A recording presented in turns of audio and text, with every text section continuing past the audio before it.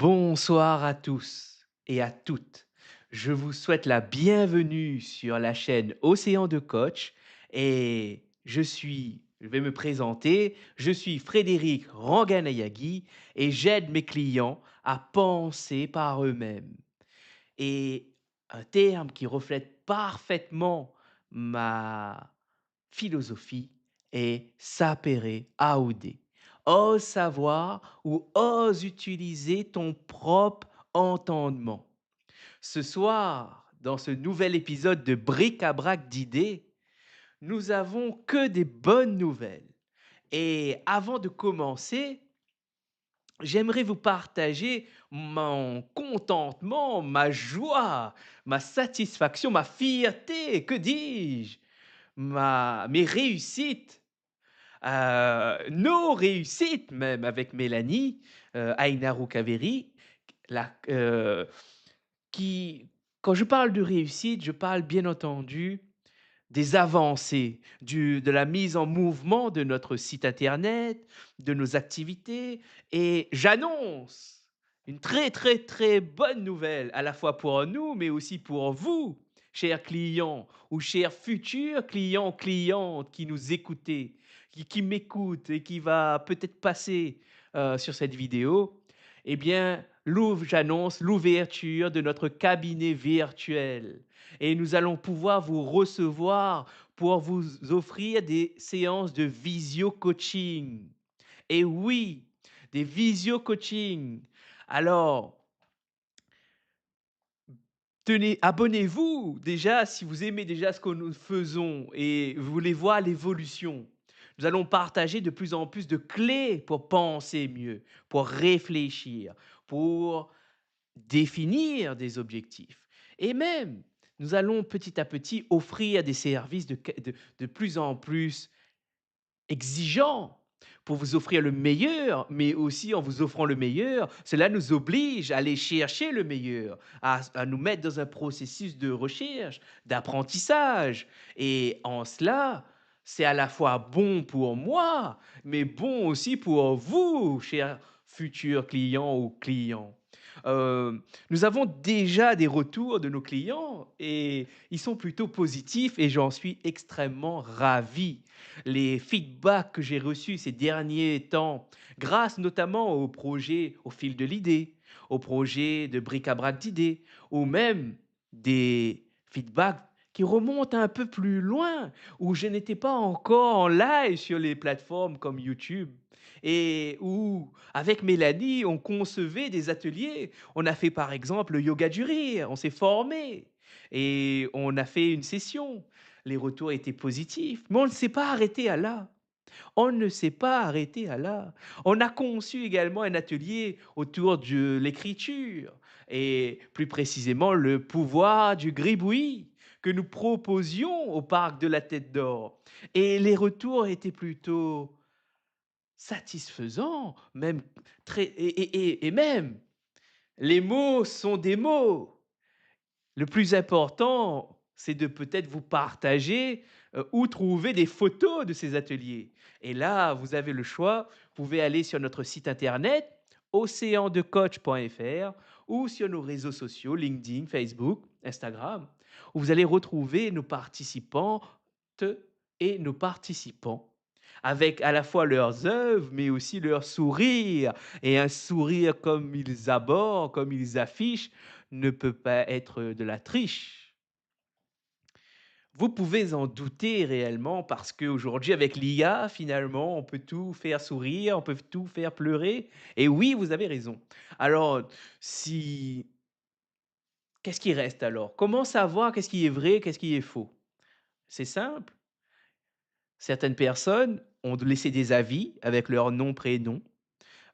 Et vous pouvez vous aussi commenter et poser vos questions et savoir, ben, est-ce que finalement, est-ce que ce qu'ils ont vécu avec moi, avec Mélanie aussi, est-ce que c'était de l'ordre de la flatterie, de l'ordre, est-ce qu'ils étaient payés pour le faire?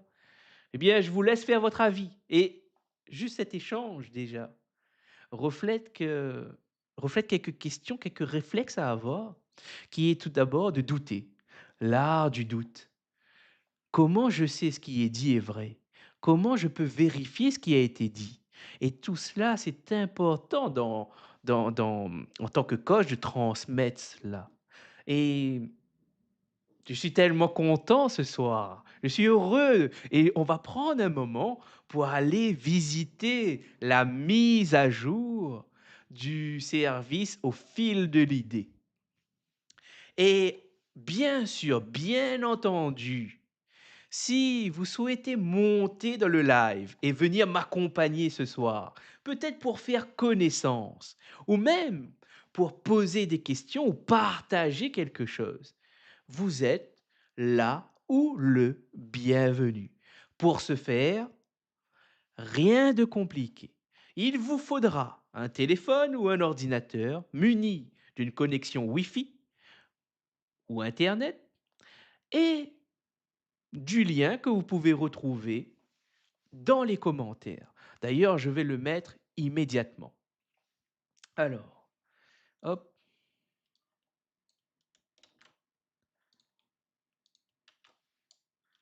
voilà. Alors, normalement, il devrait afficher dans le live et je vais l'épingler. Tac, c'est pas. Voilà.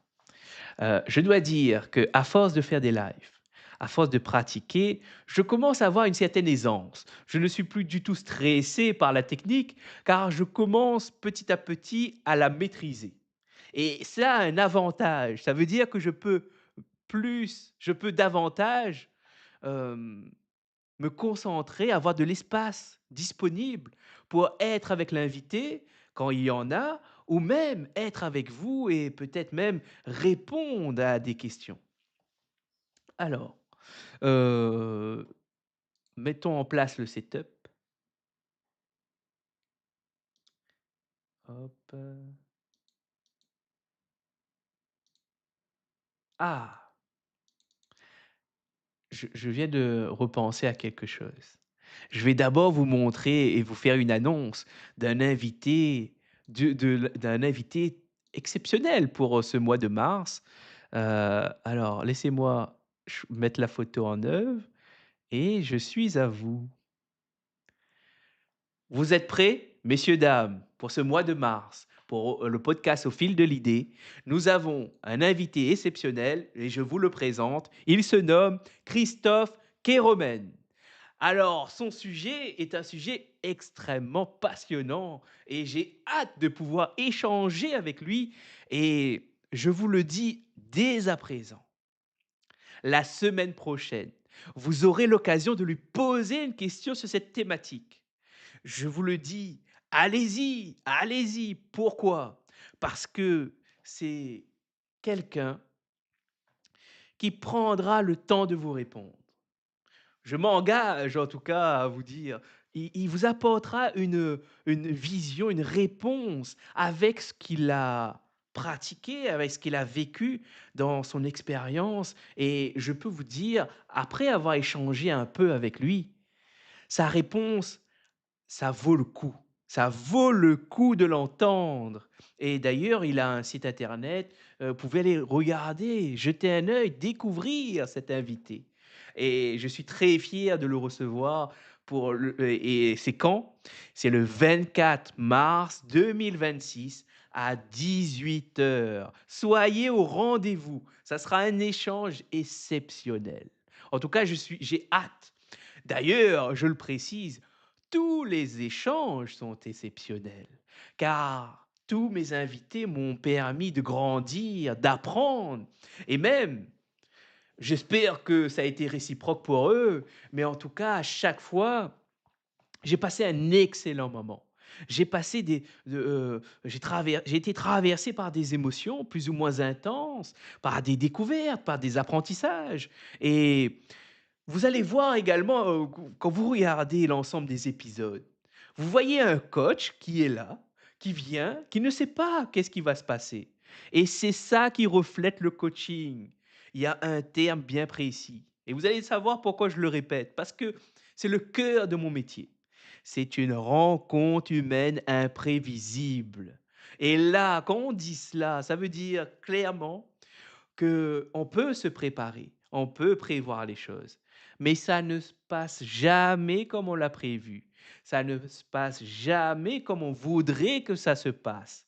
Car là, je veux faire un lien très intéressant d'ailleurs que je vais partager bientôt et répondre, heu c'est l'acceptation.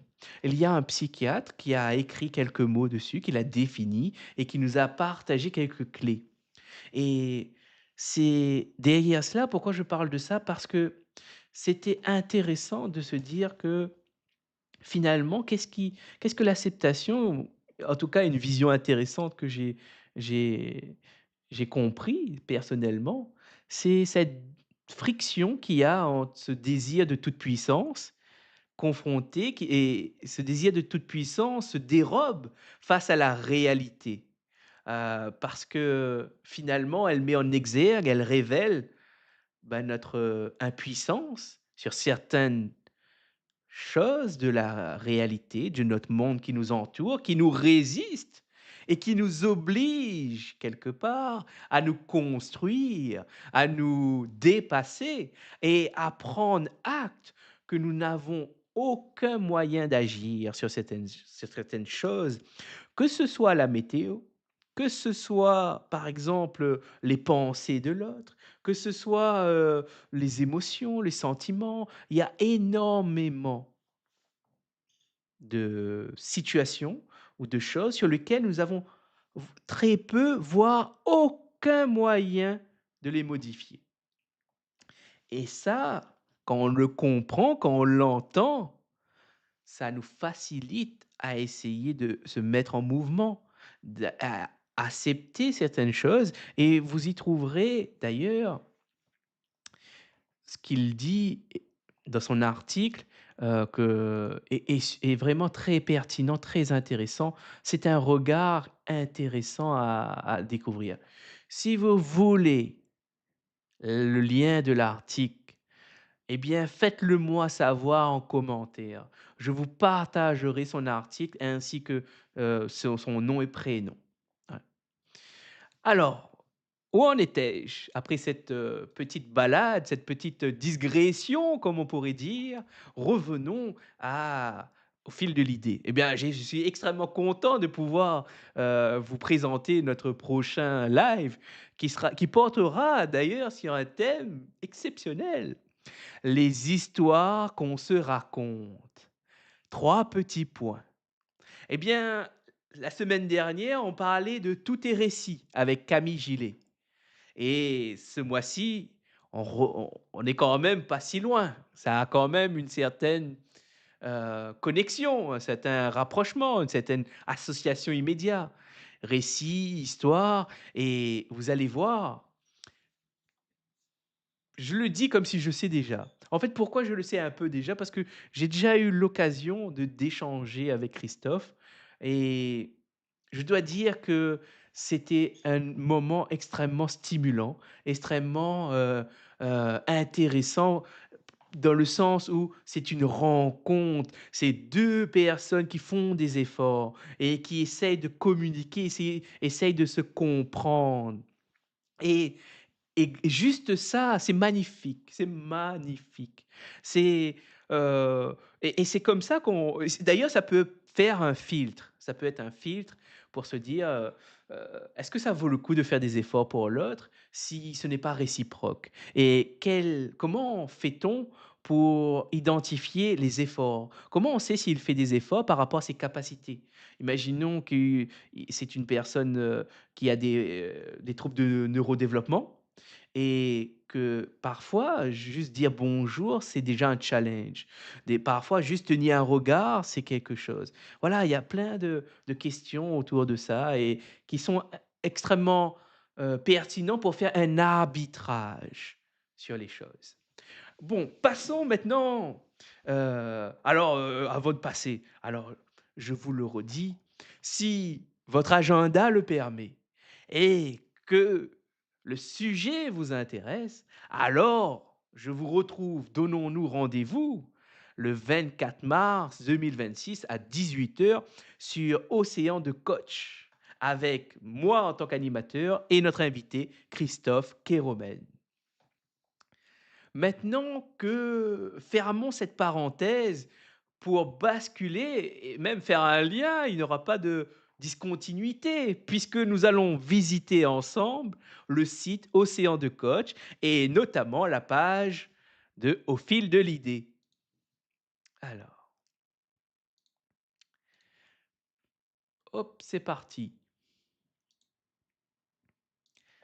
Voilà, nous y voilà. Je vérifie que tout fonctionne de votre côté et que vous avez bien l'image qui apparaît à l'écran et que tout est opérationnel. Voilà, tout est bon. En tout cas, tout est parfait. Super. Maintenant, heu, nous étions là. Eh bien, écoutez,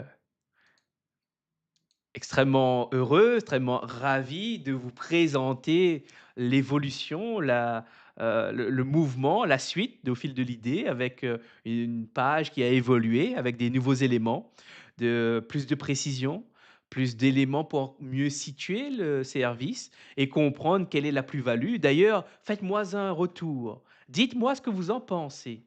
Qu'est-ce que vous en pensez? Alors, on va lire un peu, on va faire un peu de lecture. Je parle souvent de l'écriture et de la lecture et j'aimerais, le redire parce que c'est important. Moi, le coach, mes 2 meilleurs outils pour accompagner, c'est la lecture et l'écriture. J'en ai pas besoin d'autres. Ces 2 seuls outils me suffisent amplement pour vous accompagner à mieux réfléchir, à penser par vous-même et même à définir vos objectifs, à transformer des objectifs de surface et à aller trouver des objectifs de profond, qui vous anime, qui vous met en mouvement, qui active chez vous cette motivation intrinsèque, cette envie, cette curiosité de vous remettre en recherche, de vous remettre dans un processus d'apprentissage. Et pour moi, un des critères exceptionnels que je vois et comment je sais si mon coaching a été efficace ou non, c'est pas les résultats que vous avez, si vous avez atteint vos objectifs ou pas. Ça ne m'importe très, très peu, même ça m'intéresse pas, vos objectifs. Moi, ce qui m'intéresse, mon objectif à moi, c'est de savoir si l'individu qui est en face de moi s'est remis à réfléchir par lui-même, s'est remis à rechercher des choses, s'est remis à s'exprimer, à apprendre. Là, je suis satisfait si vous avez réussi à faire ça, je suis extrêmement satisfait. C'est déjà une grosse partie du travail qui est gagnée. Ensuite, ça, c'est une première étape. Une fois que cette étape est enclenchée, c'est de vous créer des situations pédagogiques, c'est de vous créer des situations dans lesquelles vous allez vous mettre en mouvement, vous mettre à créer des choses, à vous exprimer, à prendre de la parole et à faire sortir vos raisonnements, vos pensées. Pourquoi? Pour les analyser, pour les entendre à votre tour et rendre perceptibles les erreurs de raisonnement. Et c'est là le travail, c'est une autre partie du travail du coaching, c'est vous amener à faire des constats, mais également de vous amener à vous poser ensuite à réfléchir. Qu'est-ce que je fais avec ce constat? Où est-ce que je vais? Qu'est-ce que je veux faire pour l'avenir? Et ça, c'est le coaching. C'est-à-dire que c'est une discipline où on transmet à l'autre cette vision actuelle et où est-ce qu'elle veut aller. Et ça nécessite énormément de compétences. Notamment, il y en a une qui est parfois déstabilisante, qui est accueillir l'autre telle qu'elle est, avec ce qu'elle amène. Et ça, je crois avoir démontré cette compétence au travers des différents épisodes, que ce soit de Bric-à-Brac ou Au fil de l'idée. Je pense que je l'ai validé. Et je crois sincèrement, avec les retours que j'ai eus, que je peux aujourd'hui dire que je sais le faire. Je sais accueillir l'autre, accueillir mon client là où il se trouve et sans pour autant le lit laisser. Et dans cette phrase intelligible se cache en réalité énormément de concepts, énormément d'idées sur lesquelles je m'appuie, sur lesquelles je me ressource pour construire, que ce soit au fil de l'idée avec Mélanie, que ce soit bric-à-brac d'idées et même pour construire mes accompagnements. Et c'est en cela où j'estime que c'est important d'avoir une certaine transparence, de montrer quelles sont les idées qu'il y a, quelle est l'idéologie qui se cache dans mon accompagnement. Et oui, messieurs, dames, derrière chaque coaching, il y a une idéologie. Que le coach soit conscient ou inconscient, il y en a une. Et le travail de supervision, même de mentorat, quelque part, c'est d'aller chercher ces informations. Quels sont les éléments? Quelle est la valeur? Quelles sont les valeurs que le coach véhicule? Quels sont les types d'humains qu'il veut façonner? Quel est le profil, même au-delà de type plutôt, quel est le profil d'humain qu'il veut façonner au travers de son accompagnement? Eh bien oui, selon la question, selon les mots employés, on véhicule des histoires, on véhicule des idées. Et ces idées, elles ne sont pas, comment dire? Elles ne sont pas communes, elles ne sont pas définies par les fédérations, par les coachs. Il n'y a pas de référentiel sur les valeurs à promulguer. Et en plus que de ça, chacun est libre de partager ses valeurs qu'il souhaite. Et oui, rappelons-le, il n'y a personne qui sont là pour dicter au coach quoi faire et comment le faire. Le coach est libre de décider et de choisir. En revanche, selon ses décisions, selon ses prises de position, il y aura des comptes à rendre. Parce que si vous véhiculez des idées qui appellent à la haine ou qui appellent à détruire l'autre, eh bien, ce n'est pas compatible aujourd'hui par rapport aux lois qui sont présentes dans notre pays, qui est la France. Et même dans d'autres pays également, certaines de ces idées euh, ne sont pas acceptées et même ne sont pas acceptables. Par rapport à ça, j'aimerais dire et le répéter, je crois profondément que la connaissance amène à la tolérance.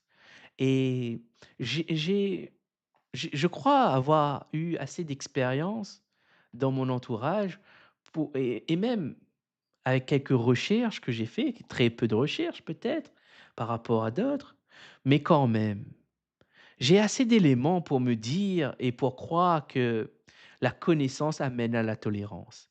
La et d'ailleurs, par exemple, sur des troubles neurodéveloppement, par exemple le TDAH, dont on a évoqué avec Camille Gillet, dans notre échange bric-à-brac d'idées. C'était le numéro 18, je vais vérifier, que vous pouvez retrouver sur notre chaîne d'ailleurs. Hop, je vais vous le dire tout de suite. Camille, c'était le numéro 20. Ah, autant pour moi. C'était le numéro 20 et dans le numéro 20, elle parlait du TDAH. Moi, je ne savais à ce moment-là, je ne savais pas ce que c'était et j'ai compris que avoir ce trouble, c'est un trouble finalement, c'est un trouble neurodéveloppement, ça amène certaines prédispositions. Mais ça ne veut pas dire que ça va forcément être une prédestination. Pas parce que vous possédez ce trouble que forcément, heu votre vie est gâchée, votre vie est foutue ou même, et même, je dirais même, j'irais même plus loin, ben, Camille est un exemple, car elle a réussi avec ce qu'elle a comme point de départ, à avancer, à apprendre. Elle a été capable de surmonter certaines expériences, de développer certains réflexes et même je trouve ça incroyable, incroyable. Bah, d'ailleurs, revenons sur, fermons cette parenthèse.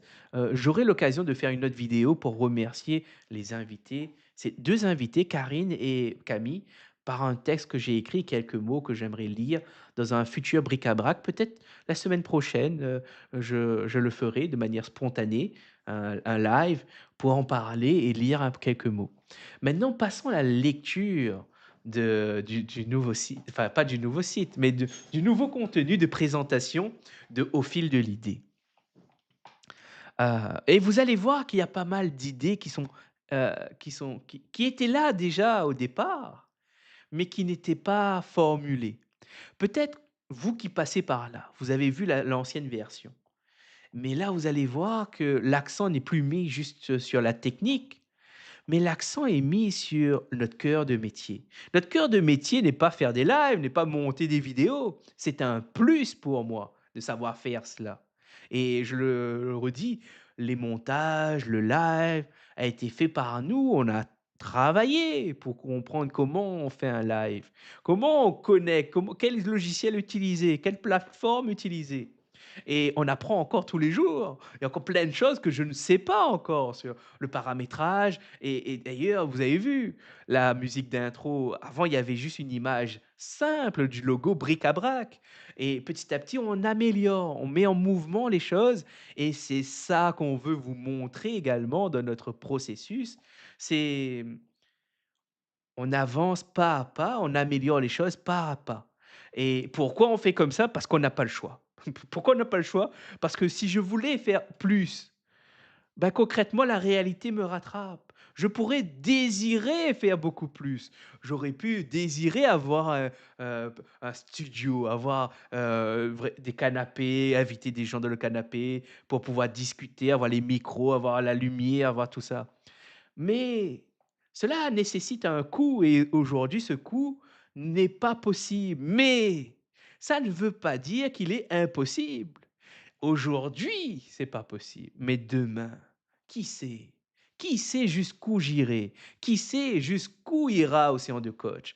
Vous avez vu une base, c'est une graine qui est en train d'être cultivée. Et vous allez voir, moi je suis très fier de ce que je fais aujourd'hui, de mon travail que j'apporte au quotidien, de ce que je rends. Et même mon travail me permet d'aller à la rencontre de l'autre.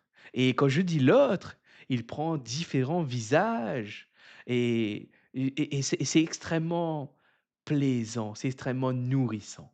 Ça fait du bien de rencontrer l'autre et pourquoi? Parce que ça rajoute de l'expérience dans ma bibliothèque et des fois tisser un lien avec l'autre, c'est quelque part se sentir comme l'autre et ça révèle des choses à la fois sur soi et aussi sur son rapport au monde et ça, c'est incroyable. Ça, c'est vraiment incroyable. C'est aidant et je pense que c'est une chance, on va le dire, c'est une chance que je puisse faire ce travail, que je puisse faire ce métier, que je puisse, m'améliorer en faisant des lives, en devenant un meilleur animateur, en devenant un meilleur coach. Et d'ailleurs, quand je parle du coaching, bah, quel plaisir! On parle souvent du coaching, mais combien on montre du coaching? Et moi, bah, je suis là et j'ai décidé de montrer qu'est-ce que c'est que vraiment le coaching, à ma façon, avec la définition sur laquelle je m'appuie. Et je le rappelle également, tout à l'heure je disais, les coachs ont la liberté de choisir leurs valeurs, ce qu'ils veulent faire. Mais moi aussi, j'ai choisi, j'ai utilisé mon droit, ma liberté. J'ai choisi de concevoir une définition avec Mélanie qui correspond à notre vision du coaching. Bien sûr que d'autres coachs peuvent en avoir une autre et c'est ça la beauté de l'humain. C'est sa créativité face aux contraintes auxquelles il rencontre dans le cours de sa vie. Et là, je le répète, tous les coachs ont leur place. Et si jamais quelqu'un utilise des pratiques malhonnêtes ou douteuses, n'hésitez pas à appeler la police ou à le dénoncer. Et moi-même, si vous voyez quelque chose de douteux, dénoncez pour qu'il y ait un contrôle, pour qu'il y ait une mobilisation de l'État ou des forces de police ou autres pour justement protéger l'ensemble des personnes, l'ensemble de la société. Et souvent, je le dis, mais vraiment avec une certaine forme de tristesse et de sérieux à la fois. Certes et je vais me mettre en grand cette fois-ci parce que c'est quelque chose d'extrêmement important ce que je vais dire là. Eh bien, souvent les personnes ont parfois une bonne intention, certains coachs ont une bonne intention, mais sont juste mal outillés, mal informés. Certains sont vraiment malveillants et c'est pour ça que je vous dis dénoncer au cas où et dans tous les cas, ça ne coûte rien de dénoncer car il y aura un contrôle et s'il y a rien de frauduleux, il y a rien de dangereux, ben, il se passera quoi? Il se passera rien. Il aura juste eu un contrôle et ça va bien se passer. Et même, il sera content et il pourra dire, il pourra même le redire: «J'ai été contrôlé et ça s'est bien passé». Ça rajoutera une preuve sociale, une preuve où ça a été, ben, j'ai eu le contrôle et tout se passe bien et bah, quelque part, bah, je peux continuer mon activité et c'est un signal, c'est un signe supplémentaire dans l'arbitrage pour choisir ou non ce coach.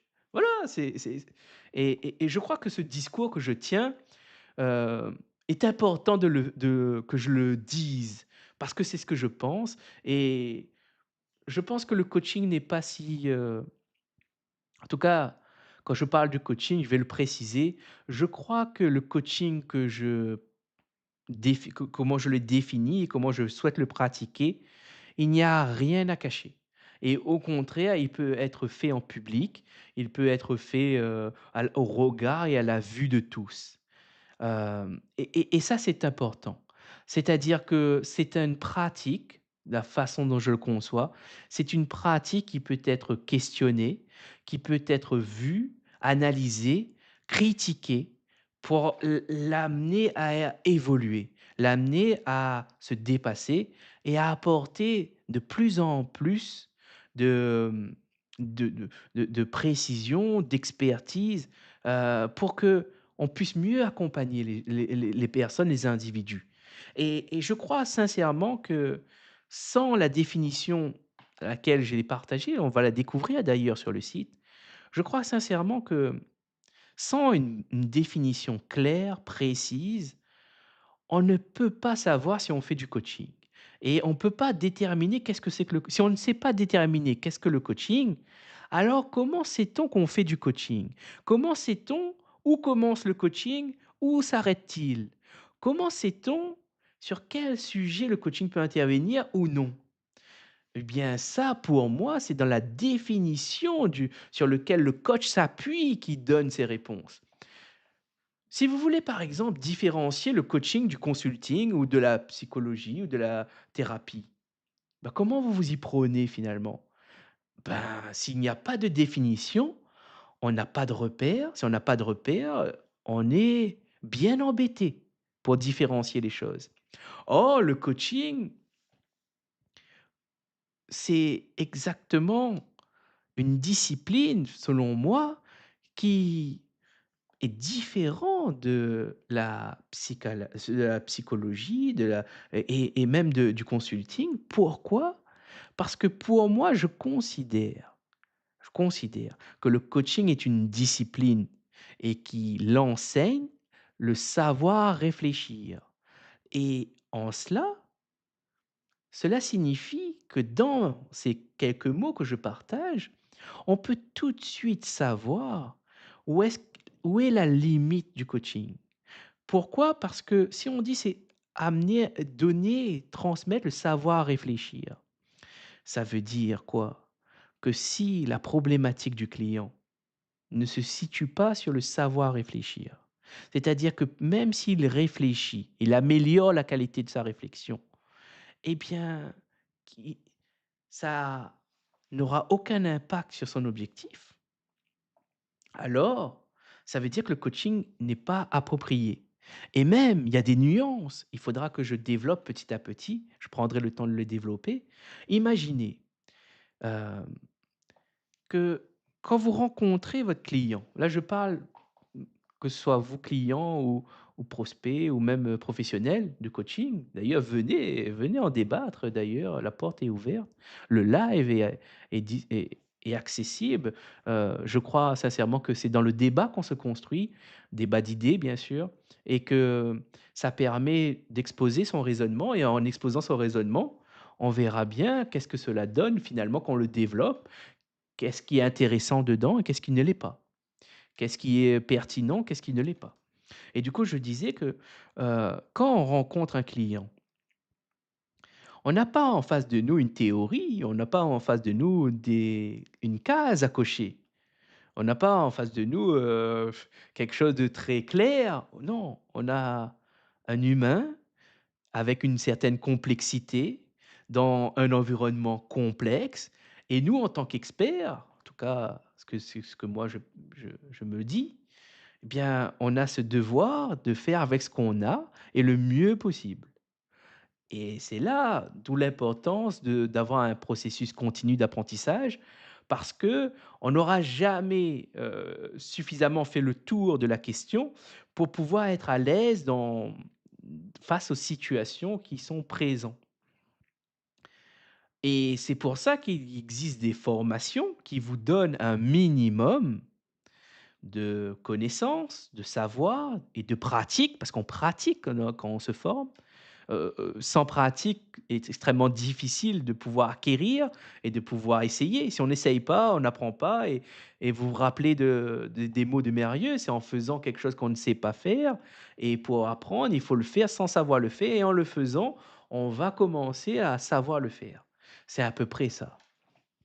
Et c'est pour ça que les formations de coaching sont assez longs et que mais ce n'est pas un critère de validité ou de c'est juste une explication que je vous donne. Ça ne veut pas dire que, je ne veux pas dire que les écoles de formation de coaching sont bonnes ou au contraire, je pense qu'il y a des choses à améliorer et il y a énormément de choses à améliorer selon moi, mais que c'est une base qui est transmise et qui et voilà pourquoi elle est transmise ainsi parce que face à complexité qu'on reçoit nos clients et là je dis bien client et pas patient, parce qu'un coach n'a pas de patient, à moins qu'il est médecin coach, à moins qu'il est docteur coach, mais sinon un coach professionnel, un coach tel qu'il soit, il n'a pas de patient. Il ne soigne pas les gens. Je ne vois pas en quoi un coach, s'il n'est pas médecin, il soigne les gens, s'il n'est pas psychologue, il ne soigne pas les gens. Un coach a des clients et en tant que client, en tant que tel, souvent il est là pour plaire. S'il a des clients, ben il doit plaire et pour plaire, il doit être efficace, il doit avoir des bonnes méthodes, des bons outils pour accompagner l'autre, pour le comprendre et pour lui montrer qu'il a des solutions aux problématiques qu'il a exposées et l'aider petit à petit à concevoir un programme pour que le client puisse générer ses solutions. Mais pour cela, si le coach et c'est là où on a des niveaux de coaching, et je fais souvent un rapprochement entre le coaching et la gastronomie, la cuisine. Pourquoi? Parce qu'il y a une question qu'on peut se poser: «A-t-on besoin d'un coach? Tout le monde a-t-il besoin d'un coach?» Alors, et bien, pour moi, cette question, on peut faire le rapprochement avec: «Tout le monde a-t-il besoin d'un cuisinier?» Et là, quand on regarde un petit peu, on fait une analogie, c'est une analogie que je fais, et bien, ma réponse est non, non. On n'a pas besoin on n'a pas tous besoin d'un cuisinier, on n'a pas tous besoin d'un coach. Pourquoi? Parce que c'est un service. Les gens qui se sont, mis à leur compte ou se sont professionnalisés, eh bien, ils proposent un service et ce service, les prospects, les clients sont libres de le prendre ou non. C'est la même chose pour les restaurateurs ou les chefs cuisiniers. On est tous un peu coach finalement. Pour moi, on est tous un peu coach parce que si vous regardez ma définition du coaching sur notre site, vous allez voir que le coaching, comment je le définis, on en fait tous à sa hauteur, bien sûr, par rapport à ses connaissances, par rapport à ce qu'on a. Mais quelque part, le coaching c'est une pratique courante. C'est même quelque chose de très familier et je dirais même que on le fait tous, on est tous un coach mais en revanche, on n'est pas tous un coach avec le même savoir, les mêmes compétences, les mêmes outils. Et là, je prends un exemple plus, très parlant, il y a des cuisiniers qui savent faire que des pâtes, qui savent faire frire juste un œuf, mais pas plus. Il y en a d'autres, ils savent manier le couteau, ils savent faire des sculptures, ils savent aller beaucoup plus loin dans la technique. Et il y en a d'autres qui sont chefs professionnels. Et là, il y a bien une différence notable entre un chef professionnel qui a dédié sa vie professionnelle à ce métier et un chef de tous les jours. Et là, la question peut se poser, est-ce qu'un chef de tous les jours est meilleur qu'un chef professionnel? Eh bien, on ne peut pas forcément comparer parce qu'on ne sait pas, il y a un tel niveau d'incertitude. Par exemple, peut-être que c'est un ancien chef, ça peut il y a tellement de paramètres à prendre en compte qui fait que c'est extrêmement difficile de répondre à cette question. Est-ce qu'un chef personnel, est meilleur qu'un chef professionnel ou l'inverse? Ou bien est-ce qu'un chef étoilé est meilleur qu'un chef, traditionnel? Ou, et là, on se rend compte qu'il y a une complexité également ici, à ce niveau-là. Et bien là, c'est à vous plutôt que je vais vous demander. Comment vous vous y prenez pour caractériser, faire votre choix entre les chefs? Et là, il y a plusieurs paramètres. Et moi, je vais vous donner, par exemple, quelques paramètres qui sont importants et qui sont à prendre en compte. Euh, D'ailleurs, pour moi, le premier, vraiment le premier, c'est la proximité. Dans votre cercle, dans votre environnement, quels sont les coachs, quels sont les cuisiniers, voilà, on parle un peu des deux, qui sont accessibles à vous? Dans lequel vous avez accès. Déjà ça, ça change beaucoup de choses. Hem Et deuxième question qui est vraiment le cœur du sujet, quel est votre budget pour prendre ce service? Quelles sont vos attentes? Quelles sont vos il y a énormément de questions qui amènent à ce que vous allez petit à petit filtrer et faire comme un rasoir, vous allez raser certaines choses parce que vous allez prendre en compte votre spécificité, votre singularité.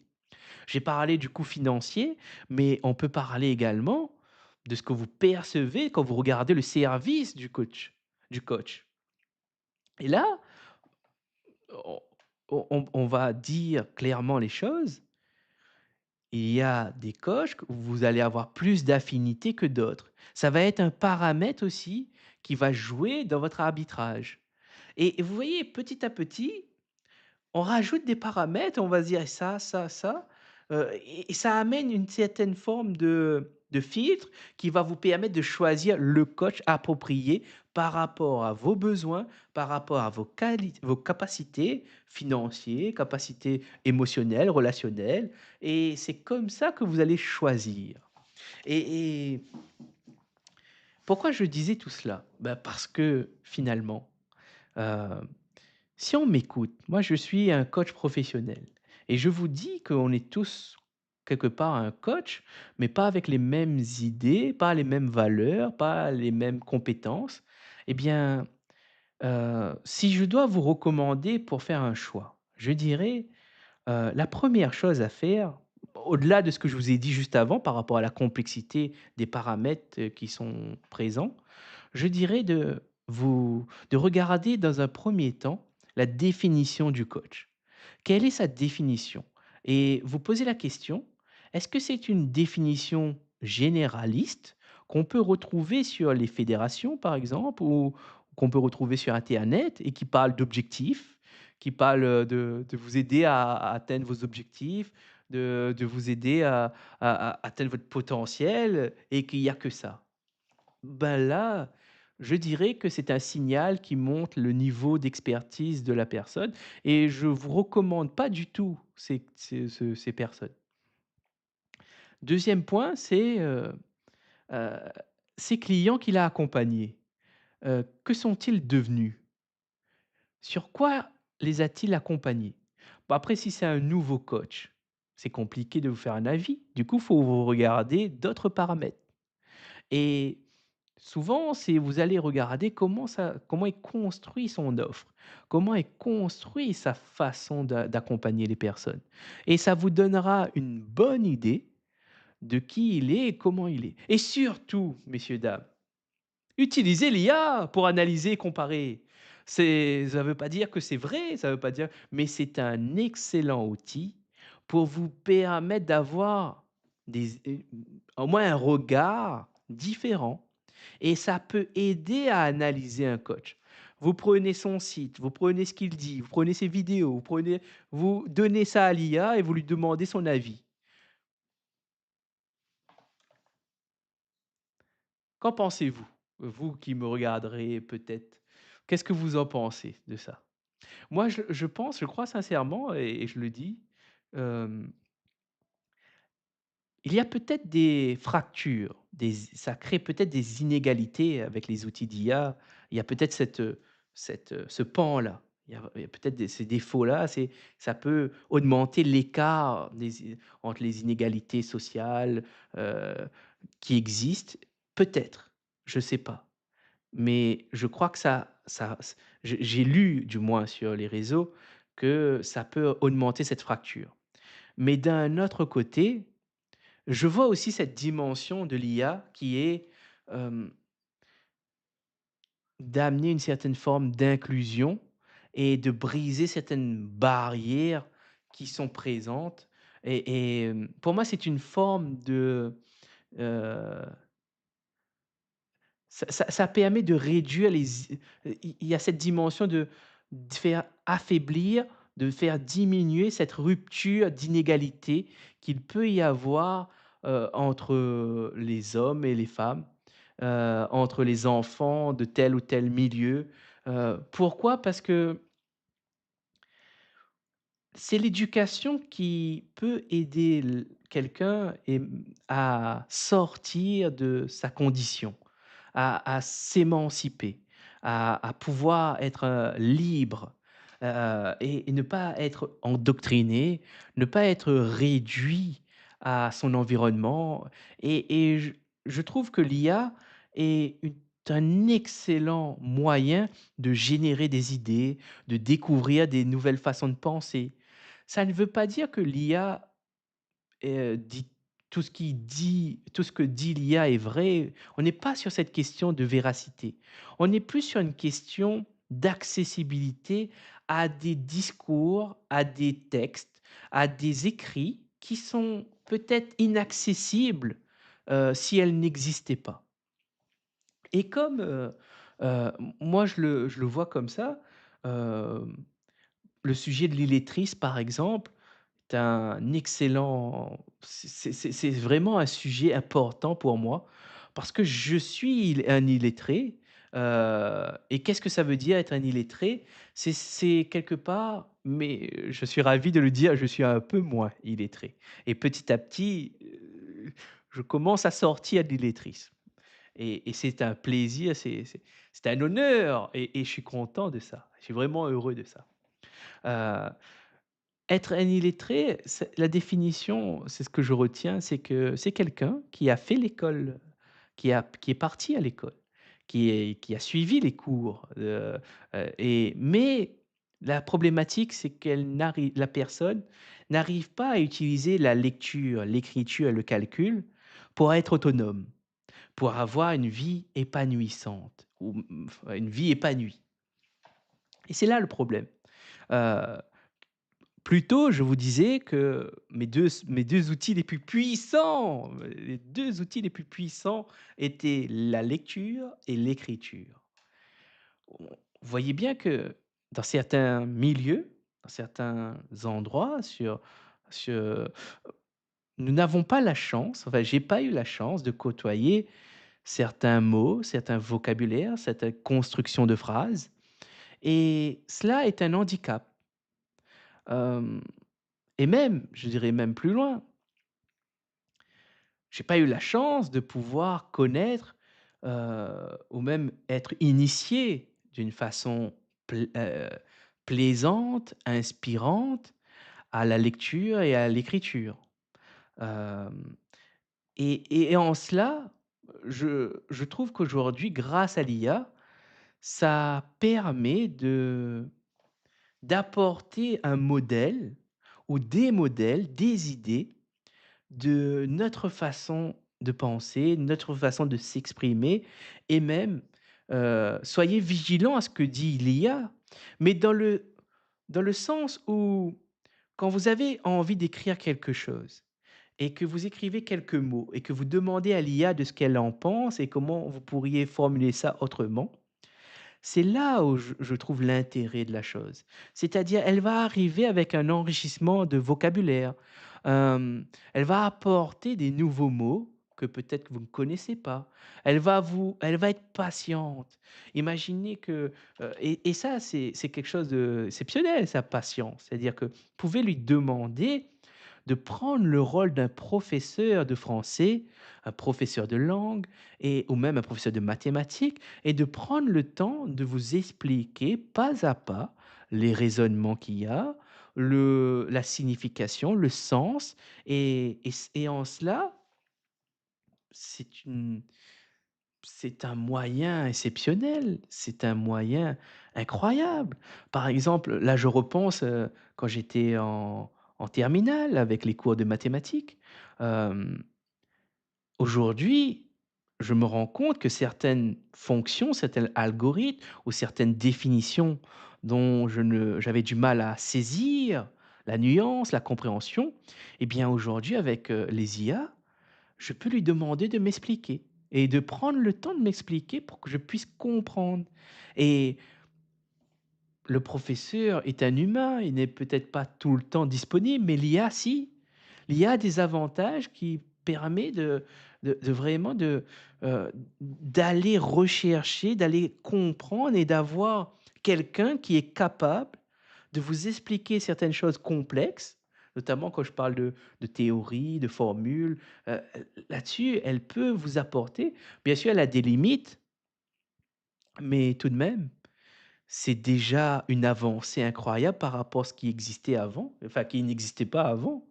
Aujourd'hui, quelqu'un peut solliciter l'IA pour apprendre le français, pour apprendre une langue, pour apprendre du vocabulaire, ouais, pour questionner, pour générer des idées, pour analyser son discours.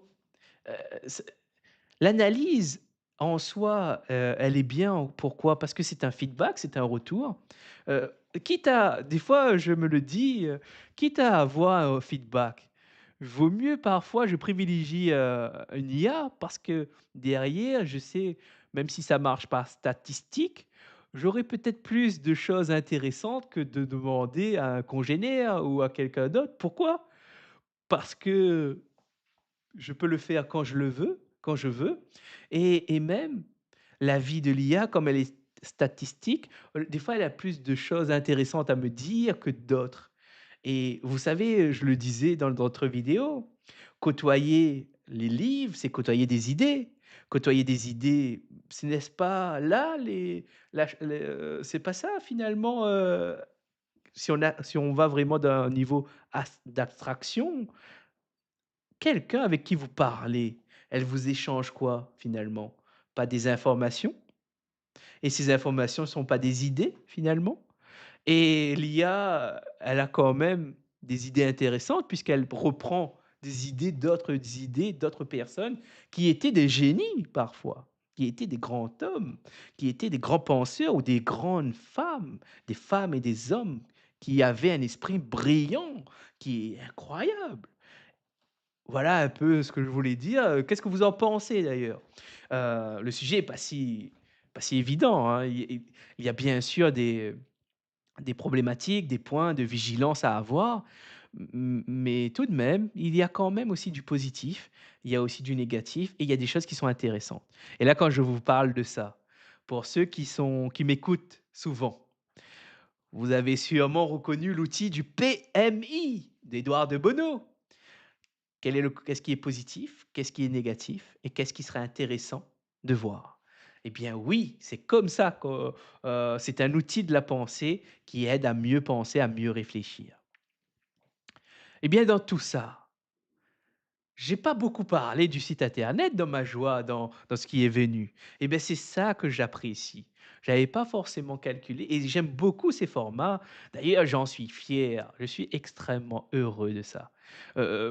Vraiment, c'est un bonheur de voir de concevoir des outils, des choses pour par rapport où j'en suis, par rapport où nous en sommes et de pouvoir créer des choses qui nous amènent un peu plus loin, qui nous amènent à nous dépasser et ça, c'est mon métier, savoir concevoir des situations dans lequel le client va oser faire des choses qu'il n'a pas l'habitude parce qu'il sait qu'il y a quelqu'un qui est là pour l'accompagner, pour l'aider à passer, à essayer de faire quelque chose de nouveau. Et ça, c'est vraiment l'essence pour moi du coaching. C'est amener l'autre à s'exprimer, à réfléchir, à apprendre. Et plus la qualité de ses réflexions, plus son honnêteté, sa sincérité sont utilisées, et plus il est facile pour la personne de se remettre en mouvement et même de générer des solutions à sa problématique. Notamment parce que le coaching, d'ailleurs, aide à définir sa problématique, aide à définir son objectif. Qu'est-ce qu'il veut atteindre? Qu'est-ce qu'il veut résoudre? Quelle est sur quoi on travaille? Et là, le coach, il a des outils, enfin moi, j'ai des outils, j'ai mes propres outils dans lesquels je suis à l'aise et dans lesquels je peux le déployer par rapport à la situation. On fera d'autres lives pour définir davantage le coaching et même aller plus loin, vous amener des débats entre coachs, hem et vous montrer qu'il n'y a pas qu'une seule définition et qu'il y a vraiment des différences de conception, de vision entre les coachs. C'est une invitation également, si vous connaissez un coach dans lequel vous avez confiance et vous dites vous aimez sa façon, son approche et vous le trouvez sérieux. Parlez-lui-en de moi et dites-lui ou même dites-le moi, j'irai contacter ces personnes pour faire un débat. Quand j'aurai suffisamment de coachs intéressés, je ferai un débat ou une discussion où chacun exposera sa vision du coaching et où on pourra le dire. Que le coach soit certifié ou non, dès le moment où il se prétend, où il prend l'identité, où il exerce en tant que coach, ça m'intéresse. Mettez ses noms, prénoms dans les commentaires ou même en parlez-lui-en, ajoutez-moi sur LinkedIn et on organisera ça quand il y aura suffisamment, au minimum 2 ou 3 coachs ou 4 ou 5, on verra, heu, pour se faire et je suis extrêmement impatient de faire ça. Pourquoi? Parce que je pourrais confronter ma vision à moi et aussi confronter la vision des autres et peut-être je verrai des failles chez moi et je verrai aussi des failles chez l'autre et c'est comme ça qu'on pourra progresser, ensemble. Tout de même, ça sera un excellent exercice pour aussi les coachs, finalement. Parce que se confronter et confronter ses idées, c'est oser. C'est également voir le coach en exercice, c'est-à-dire quand quelqu'un n'est pas d'accord et ne pense pas avec, la même chose que lui, comment il réagit? Quels sont ses arguments? Est-ce qu'il attaque la personne ou est-ce qu'il attaque les idées? Vous voyez que ce n'est pas si simple de parler de son activité, de se montrer, d'oser se montrer, se révéler. Parce que derrière, si vous dites des choses qui sont fragiles, où il y a des points de faiblesse, ils vont être pointés par l'autre. Et moi, c'est ce qui est important pour moi, c'est que si jamais il y a des points, co- on pourrait même dire des zones d'aveugle, certains diraient, certains emploient le terme zone aveugle, ben, faut que je connais, il faut qu'on me le dise. Parce que si, ce sont des zones d'aveugle, ça veut dire que je ne les vois pas. Si je ne les vois pas, il faut bien que quelqu'un me signale où est-ce que c'est pour que je puisse prendre conscience. Et c'est là où je vais améliorer ma pratique, améliorer qui je suis. Et c'est comme ça qu'on grandit. C'est comme ça qu'on devient un meilleur coach. Pas forcément tout de suite. Ça se fait dans le temps et c'est ce que je vous disais plus tôt, c'est un processus d'apprentissage continu et même, je dirais, on est tous soumis à ce processus d'apprentissage continu. Certains ont fait une pause, d'autres sont en train de se remettre en mouvement, d'autres ont arrêté et quand ils ont arrêté, tout a été figé aussi, que ce soit leurs idées, leur vie, tout est figé.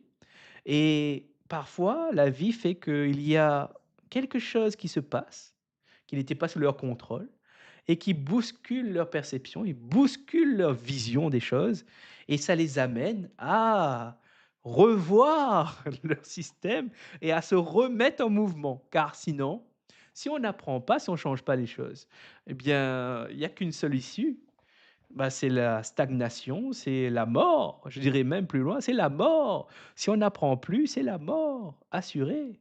Et ça, je le crois vraiment. Je le crois vraiment. Hem, Autre chose que j'aimerais, avant de partir, au moins vous montrer, quelques parties du site, le minimum. J'ai fait un live, je vous ai tellement teasé cette chose qu'aujourd'hui, je dois quand même faire un effort. On va faire un petit effort quand même. On va le montrer. En plus, c'est un joyau pour moi, considérez ça comme un joyau, comme un trésor que je vous montre. C'est mon travail, c'est notre travail avec Mélanie que je vous expose. C'est une fierté, là, en tant que coach, de montrer son travail, de pouvoir le soumettre aux yeux de tous, à la vue de tous. Ça veut dire que je suis prêt à recevoir aussi vos avis et je suis prêt à en débattre. C'est pour ça que j'ouvre ces lives, car un coach qui ne débat pas, ce n'est pas un coach. Un coach qui ne débat pas en live, qui ne montre pas ses raisonnements, ce n'est pas un coach, c'est un trouillard, disons-le. C'est quelqu'un qui est resté figé dans sa perception et là, c'est problématique. Et ces coachs-là qui refusent le débat d'idées, fuyez-les. Parce que s'ils n'osent pas s'exposer, ils n'osent pas présenter ce qu'ils font et comment ils le font, on appelle ça une secte, on appelle ça un gourou, on peut appeler ça aussi, un charlatan, heu et dénoncez-les également parce que ce sont des personnes qui ont peut-être qui ont sûrement besoin d'aide, plus qu'ils en donnent. Et ça, c'est un point aussi important et on passera sur le site. La majorité des coachs, je le dis, pas peut-être pas la majorité, j'ai pas de chiffres, mais je dis que beaucoup de coachs ont besoin d'aide, et ils n'ont pas besoin d'être critiqués, ils n'ont pas besoin d'être attaqués. Heu D'ailleurs, j'en ai rencontré quelques-uns de ces de coachs qui sont coachs et qui accompagnent d'autres et j'ai repéré que ce n'était pas un manque d'outils, ce n'était pas un manque, de connaissance du métier, mais plus c'était des mécanismes qui sont en place de protection, de transfert, de projection, hem et c'est là où c'est malheureux parce que c'est leur façon à eux de pouvoir surmonter leur traumatisme, de surmonter leur vision du monde, car ils ont besoin d'une personne qui leur dise, qui leur aide. J'en ai fait partie, je l'ai fait, hem, de manière maladroite au début et de plus en plus, j'ai affiné ma façon de le dire, ma façon de le faire jusqu'à aujourd'hui et je crois que ça va s'améliorer davantage. Mais que ces personnes qui font du coaching et qu'ils ont du mal à expliquer qu'est-ce qu'ils font, comment ils le font et c'est souvent qu'ils ont besoin d'aide et quand je parle d'aide psychologique. Et qu'il faut les recommander de consulter un médecin ou un spécialiste pour les aider. Parce que quelque part, ce n'est pas par arrogance ou par ignorance, mais c'est plus qu'ils n'ont pas la capacité de mesurer leur ignorance.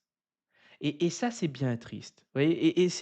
Et le rôle du coach finalement, c'est de savoir non pas dire aux gens qui sont ignorants, mais c'est savoir les montrer qu'on a compris qui ils sont, où est-ce qu'ils sont et de les proposer des solutions. Surtout, quand on ne peut pas intervenir, un coach n'est pas un psy, sauf s'il est psy-coach. Il y a toujours cette idée-là. S'il est psy de base, il a fait une formation de coaching et il fait du coaching et qu'il est déjà psy, du coup, il peut peut-être intervenir et encore, je ne sais pas. Ça dépend de la personne aussi, ça dépend, il y a énormément de paramètres, rappelez-vous aussi, quelqu'un qui les gens, les professionnels sont des humains. Les humains sont soumis à l'erreur, ils peuvent perdre la mémoire, ils peuvent avoir des problèmes de mémoire, ils peuvent avoir des problèmes de jugement, de raisonnement. Moi-même, je suis soumis à ces mêmes contraintes. Hem, et c'est en cela que nous avons besoin de nous tous, parce que parfois nous pouvons faire des choses sans conscience, par ignorance, mais nous n'avons pas la capacité de mesurer notre ignorance et que c'est les autres qui nous entourent qui nous apportent ces éléments, qui nous apportent ces signaux. Et ça pour dire quoi, finalement? Que chaque coach est d'un parcours d'apprentissage et que parfois ce parcours, il a été stoppé. Il a été immobilisé et dans ces cas-là, ça se voit assez rapidement parce que quand on va commencer à questionner, les arguments, les raisonnements qui vont être apportés vont pas reporter sur la technique, vont pas reporter sur des études, sur des sources, vont être plutôt de manière défensive. Ils vont tenir une certaine position, ils vont être agressifs. Ils vont pas savoir ou même avoir la possibilité de dialoguer et même ils vont couper court au dialogue, au débat et c'est là ça ce sont des signes, ce sont des signaux qui montrent que quelque part, ce sont des personnes qui ont besoin d'aide. Et je l'ai répété plusieurs fois parce que ça m'attriste quelque part. Je suis triste ça me fait de la peine de voir ça. Quand on est ignorant, on ne sait pas, on ne voit pas forcément ces choses-là. Mais une fois on a été confronté et on a été initié. Quand je parle initié, on a été formé, on s'est renseigné, on a fait de la recherche, on a travaillé pour. Heu, ça fait mal au cœur, ça fait mal au cœur parce que beaucoup de coachs, sont dans cette période d'ignorance et d'impuissance et c'est pas évident pour eux. Et c'est ce que je voulais dire par ces mots-là. Hem, c'est vrai qu'il faut les éviter, vous en tant que client, mais moi en tant que, civil, en tant que citoyen, je rappelle, protégez-vous et faites attention et posez-vous certaines questions avant de prendre un professionnel. Je n'ai donné quelques-uns des critères, mais n'attaquez pas ces coachs. Ne les attaquez pas, surtout pas. Quand je dis dénoncer, dans le sens où vous alertez, pas dénoncer pour leur faire du mal, pas dans le sens les attaquer. Non, non, non. Je rectifie parce que ça peut être mal perçu. Et pour moi, c'est important, quand je dis dénoncer, c'est de prévenir, alerter, pour secourir. Secourir à la fois les clients de ces coachs, mais également les coachs. Ils ont besoin d'être secourus, mais ils ne le savent pas encore. Et c'est quand vous avez une certaine forme de connaissance, une certaine forme de recul, ou une certaine forme de savoir, que vous voyez ça et que vous pouvez tenir ce discours que je tiens. Et je tiens à dire aussi à tous ceux qui critiquent les coachs, pensez que derrière un coach, il y a un humain et derrière un humain, il y a un processus d'apprentissage. Il y a forcément des erreurs et les erreurs méritent sanction. Sanction selon les lois, selon la loi, selon les règles, qui sont faites dans le code civil, le code pénal et qu'il y a des maladies, il y a des troubles comment dire? Des troubles, de la pensée, de la santé mentale, de la psyché, et il y a énormément de choses. C'est extrêmement complexe et que nous, en tant que citoyens, par exemple, moi, en tant que personne lambda, je ne sais pas poser un diagnostic qui a été un né, qui ne l'est pas. Mais en revanche, il y a des personnes qui ont été formées pour, sur lesquelles je peux m'appuyer pour. Et c'est en alertant, en prévenant les secours qu'on peut faire intervenir ces personnes qualifiées. Ces personnes qui ont un savoir, qui ont été formées, qui ont fait des erreurs aussi, hein. Faut bien le dire. Certains psychiatres, sont passés par un processus d'apprentissage également. Ils ne naissent pas, ou même les psychologues ne naissent pas avec le savoir immédiat.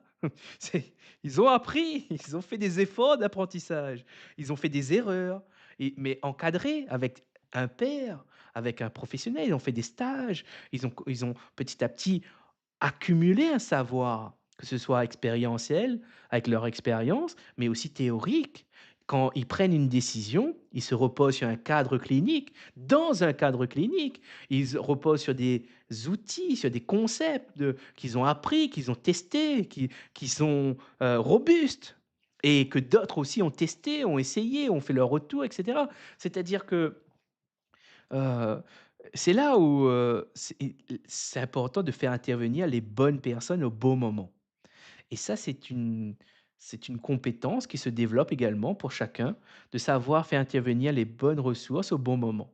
Ça demande de la pratique, ça demande des efforts. Ça demande des efforts parce que c'est un apprentissage et que finalement, tout demande des efforts. Pourquoi?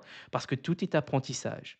Et là, ce qui me vient, c'est, si vous voulez améliorer votre communication ou votre rapport relationnel avec les autres, bah, ça demande des efforts, ça demande un apprentissage également.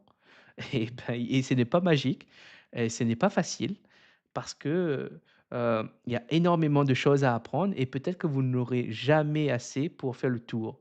Mais c'est justement, la question qui se pose, c'est comment on fait même si on ne sait pas tout? Eh bien là, il faut que vous développez certaines idées sur lesquelles vous vous appuyez, sur lesquelles vous appuyez pour pouvoir, même face à l'incertitude, même face à l'inconnu, vous avez cette confiance d'avancer malgré vos ignorances, malgré vos défauts. Et ça, le coaching y aide. Le coaching peut aider la personne à construire sa méthode, à construire ses idées sur lesquelles se reposer, s'appuyer pour avancer face à l'inconnu, face à l'incertitude. Et le coaching propose un cadre dans lequel vous essayez, dans lequel vous faites des actions que vous n'avez jamais fait avant, que vous analysez, que vous dites des choses qui n'est pas intéressant et pertinent de dire en face de quelqu'un, mais qui est intéressant de l'exprimer pour évacuer. Exprimer pourquoi? Parce que dès le moment où vous allez essayer de commencer à nommer vos émotions, c'est quelque part une façon de les maîtriser. Et si vous maîtrisez vos émotions, vous arrivez à les comprendre, vous arrivez à savoir qu'est-ce qu'il y a derrière, eh bien c'est le meilleur moyen de pouvoir prendre des décisions par la suite en prenant en compte ces émotions-là. Parce que les émotions, ça ne se contrôle pas. Vous ne pouvez pas contrôler vos émotions. Vous pouvez pas si vous êtes triste, vous pouvez pas vous supprimer cette tristesse comme ça. Une des façons de le faire, pour moi en tout cas, ce que je vois, c'est il n'y a pas d'acceptation sans expression. Et comment vous exprimerez cette tristesse? Vous vous autorisez vous à exprimer cette tristesse? Ou cette colère, ou cette joie, il y a des questions et c'est ça qu'apporte le coach. C'est des questions qui vous permettent de découvrir ce qui se passe à un moment T pour pouvoir décider pour le futur. J'espère que toutes mes explications apportent un éclaircissement sur le métier, apportent un éclaircissement sur ma vision du coaching. Et maintenant, passons, comme je le disais, au site internet. Heu, alors, déjà, quel honneur de se dire que c'est un concept unique.